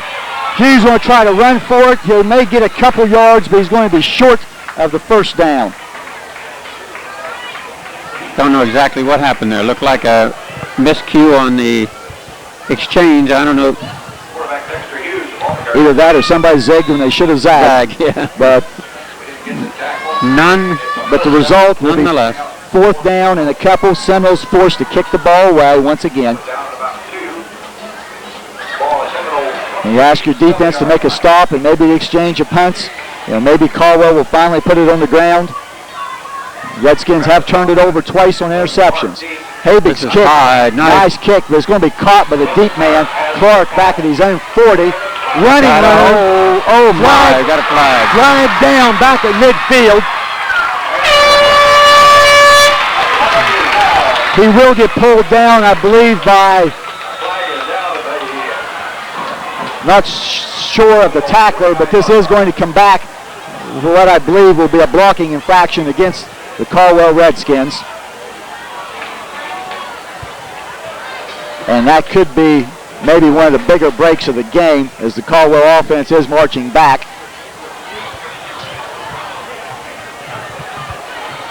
And looked like the old punt return bugaboo was just about to jump up and bite us again. This penalty flag. Somebody made a tackle down there that would have saved it, but that's not good. This penalty, the flag was lying at the Monroe Central 48-yard line. Yeah, come and talk to us. There you go. And now they're going to back it up 10 yards for an illegal block. And they'll put the ball at the 41. That'll be a block in the back. Penalties have been relatively few in this game. I have 3 on each team. And is a block in the back. So Caldwell was 7. They say holding. I did not see the signals. I was looking at my score sheet. 7:34 left in the game. Caldwell has the ball now on their own 41-yard line. They give the ball to the tailback, Hallowell. And he's going to break out of there. Cole Lewis had a hold of his feet. And some missed tackles at the line of scrimmage. And a 5-yard pickup that could have nearly went the distance. About 5 yards. Ball is 2nd and 5. With 5 yards on first down for Caldwell. And even if the Seminoles can make the stops here and get the ball back, you're looking at only about 5 minutes left in the game. in all likelihood. They'll give the ball to Hallowell, number 12 again. It's going to be Habig on the tackle. The play will lose a yard.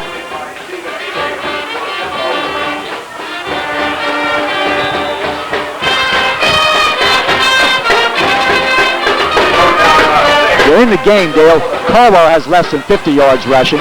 It's just the one big play of 89 yards and the touchdown and the point after as the difference in this game. Clock running now, 6:30 remaining in the game. 3rd down and 6. Clark still has the ball, tries to throw it, and in and out of the hands that of was number 70. one of the linemen. 7. I believe that's Mike English. Mike English. The nearest Seminole to the ball. But really a very ill-advised throw by the Caldwell quarterback. So now 4th down, clock stopping at 6:17. Redskins do us a favor there by throwing the ball. Billman and Wells deep.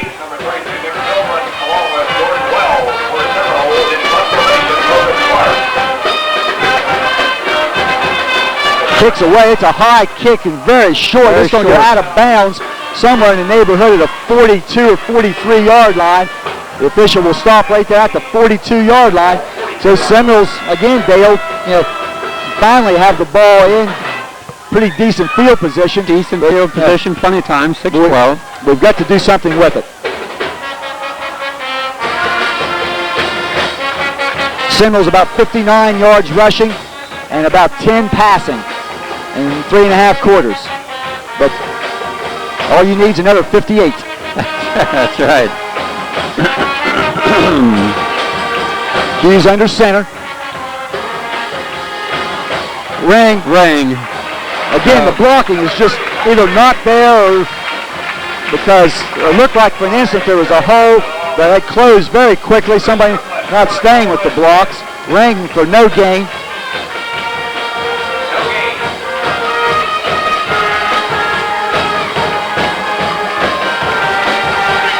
At this point in the game, Dale, you just can't be sure that you're going to get another possession with much of a chance if you don't do something with this possession. 2nd and 10. Hughes fakes. Wants to throw. Goes downfield. Through the hands of two Seminoles. Nick Billman and Wells both had an opportunity. Incomplete.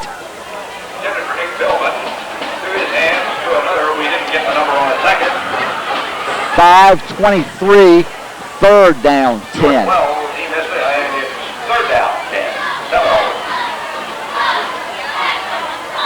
A game of inches. I'm not sure if the first receiver would have had first down yardage, but it still would have put you in a 3rd and short situation.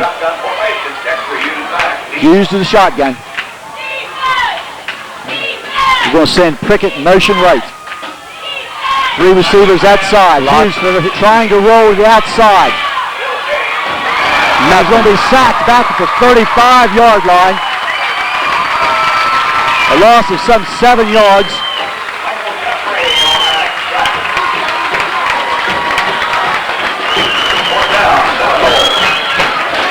And Seminoles will be forced to punt the ball away and hope that the defense can get it back for you one more time.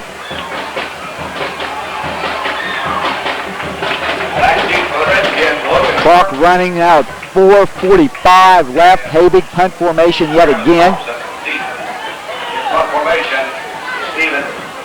No pressure from Caldwell. Kicks away. It's a high kick. A little short. Thompson will get the ball and get back upfield. So Caldwell will put the ball in play at their own 46 or 47-yard line. English on the stop.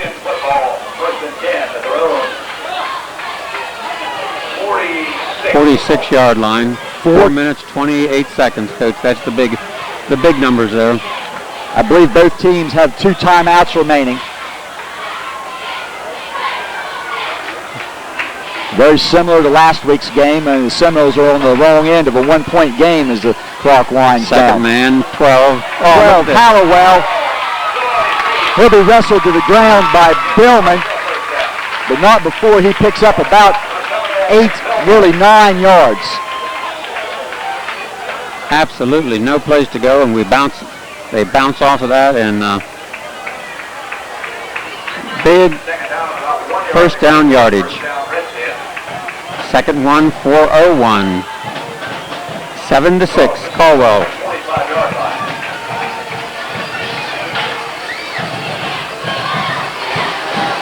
Second one, they'll give the ball to number 21, Hessen.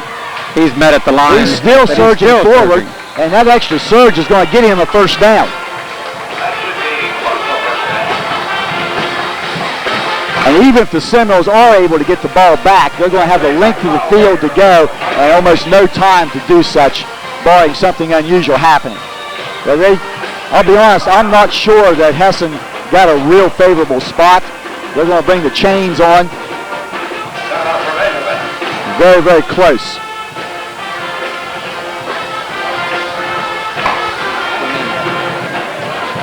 As they stretch the chains, better than the length of the football, Caldwell does have that first down. 3:43 left. As soon as the chains are set, the clock will start.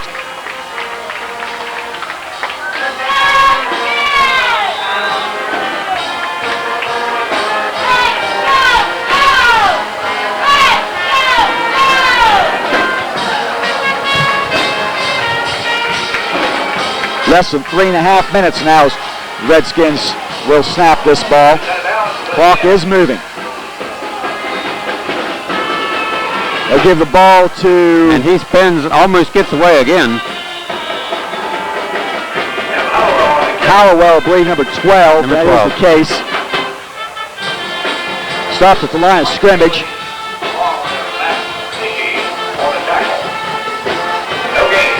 Clock now inside 3 minutes.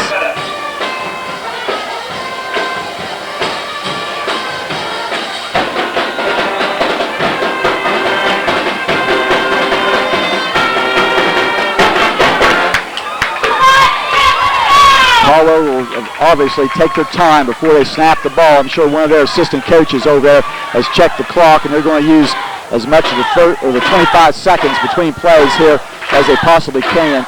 Clark looking over, gets a signal from the sidelines to go. They give the ball to 21 Hessen. And now Caldwell just interested in holding on to the ball. Some Seminoles saying, I'm not sure if they thought the ball was loose. No gain by Hessen. Monroe Central will spend one of their remaining timeouts. Things not looking good. Hey, before I forget, we end up having to get out of here in a hurry because it is rather late for us here. Next week when the Seminoles return home, that is homecoming. The opponent will be Fort Fry. Your homecoming queen candidates are Kaylin Donnelly, Jewel Jones, Lindsay Lundefelt, Carly Shoemaker, B.J. Smith, and Kim Stalder. King candidates are Mike English, Stephen Habig, Dexter Hughes, Nick Joris, Chris Lazier, Seth Rosen. Freshman attendant, Stephanie Jones. Sophomore attendant, Casey Pickenpaw. Junior attendant, Laura Stempert. There will be a bonfire on Thursday night at 8 o'clock, of which the king will be chosen.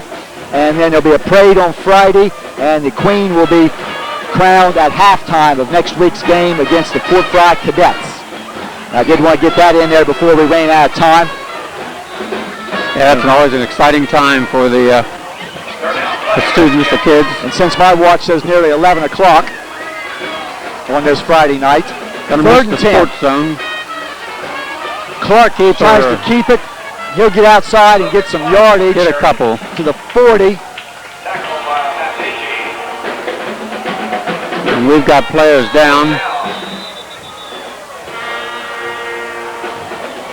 They'll put the ball down at the 40-yard line.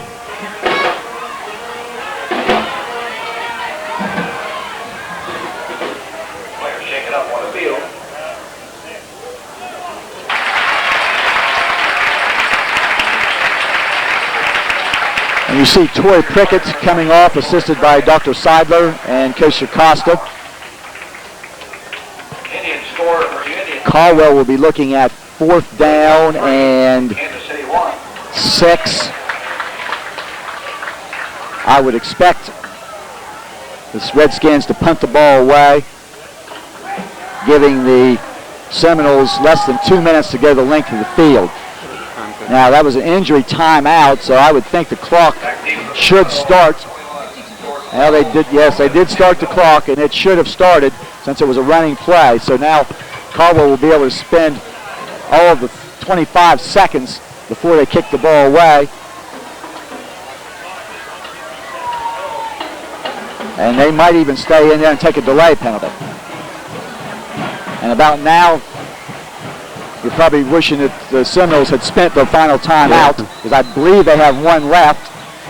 And now Caldwell will spend a timeout as they let the clock run down and about close to 25 of the seconds to run off.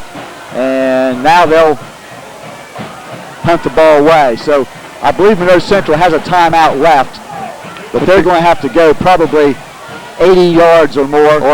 And have only about a minute and a half to do that, and that's a tall order when you haven't been able to put anything together all night. That's the whole. Since the opening possession, which resulted in 3 first downs, and then the delay, and just not able to get much going since the delay as far as the offense. In such a game of little details, we could be at a tie ball game here, and no one does anything on purpose, but it's so important, those extra points and those little things that and the fact that each team has scored on a long play. Seminoles 75-yard kickoff return to start the 3rd quarter. Caldwell comes back with an 89-yard play. We had a flurry of 2 big plays right there, and now we went back to the first half where not much has went on. We get another whistle, and now the whistle is ready for play. Clark is deep. Bellman and Wells, I believe, are back. Pressure, gets it away. Ball's taken about the 16-yard line. Nice move. Nice spin move there, but should be Wells. And that is Jordan Wells. Gets the ball out to about the 27-yard line. 1:32 on the clock.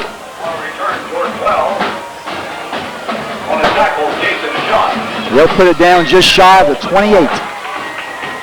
And I would say the Caldwell defensive backs will be giving a lot of ground. Giving up, yep.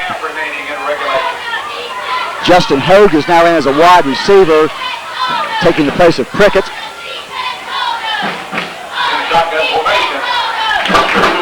Hughes back to throw, getting pressure, and gets sacked. And you just don't seem to be able to hold our block. And you really cannot afford to be sacked in that situation. All the way back to the 21-yard line. Clock running. 1:10. Seminoles, obviously, without a huddle. Trying to get a line. 2nd and 17. Under 1 minute.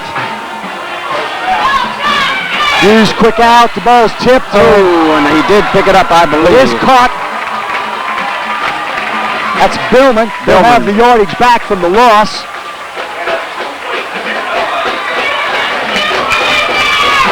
Clock running. Less than 40 seconds. And Seminoles must be out of timeouts.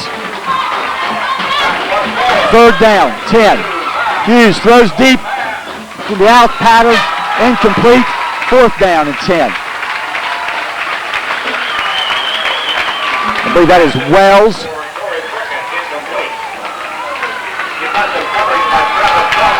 We're down to a final play with 30.5 seconds remaining. Ball at the 28-yard line. 4th and 10.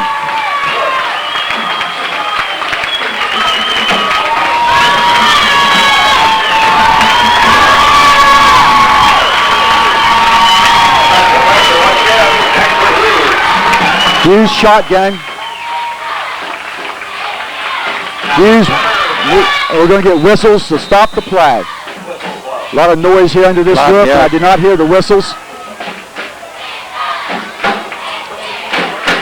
Monroe Central walking backwards, doesn't look very happy. Illegal procedure, Monroe Central, I would say a lineman possibly going a little quick.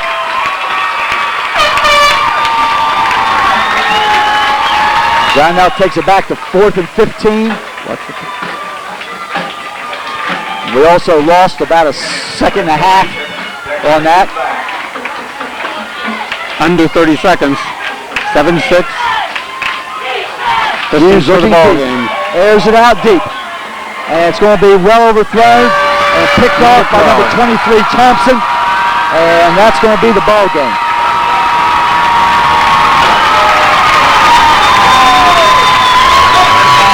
What can you say, Coach?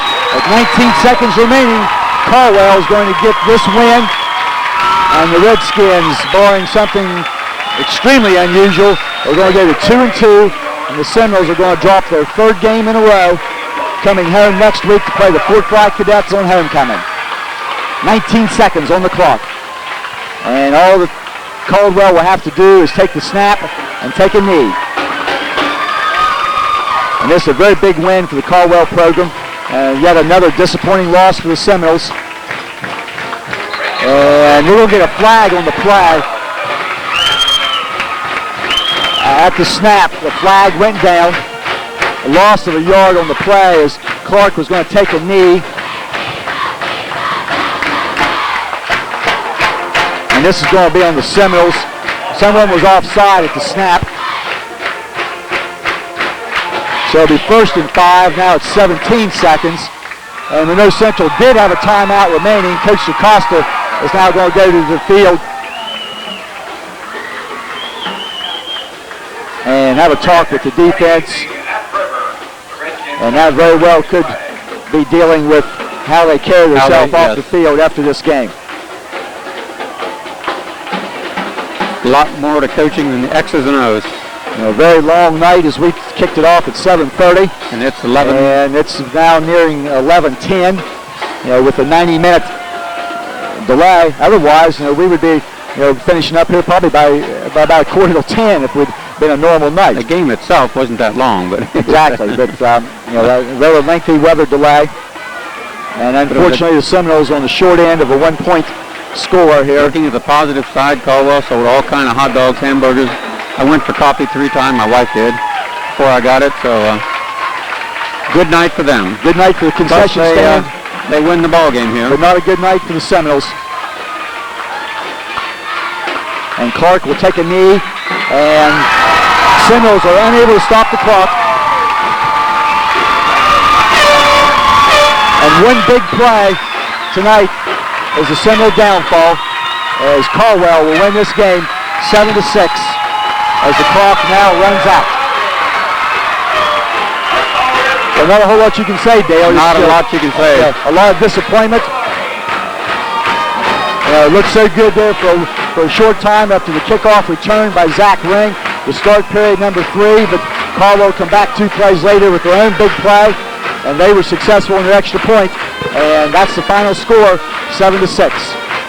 And that's about all you can say, Coach, is, it's a game of the little things, and we're just not being consistent right now. But we can't give up, Not as many penalties tonight. That's the big positive. That's a very positive. We're still going to end up with a couple of turnovers, even though the last one really was after the fact. But they only pay the final score, and that's a 1-point win for Caldwell. And please join us on Thursday night at 10 p.m. when Coach and I will recap this game and look ahead at next week's opponent, the Fort Fry Cadets. And that's about all there is to say for this one. For Joe Eddy and Dale Eddy, this is Jeff Stevens saying once again the final score on your Barnesville Hospital scoreboard, Caldwell 7, Monroe Central 6. Good night.